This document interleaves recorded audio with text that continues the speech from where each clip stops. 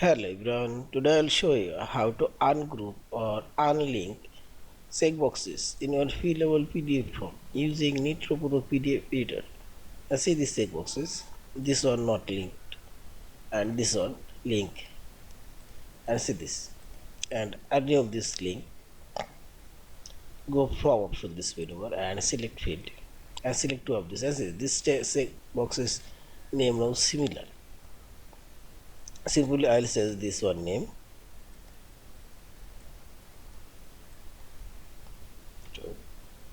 and close, and see this, all of the name are different. Select hand option and see this not working and not linking.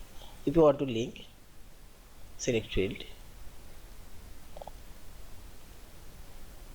all of the name and same name apply,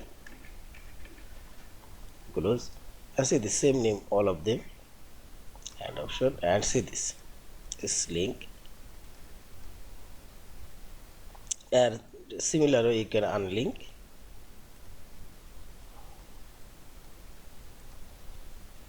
One, this one,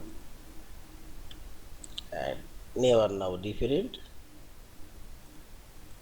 and see this not working. In this way you can link unlink checkboxes for our fillable PDF form.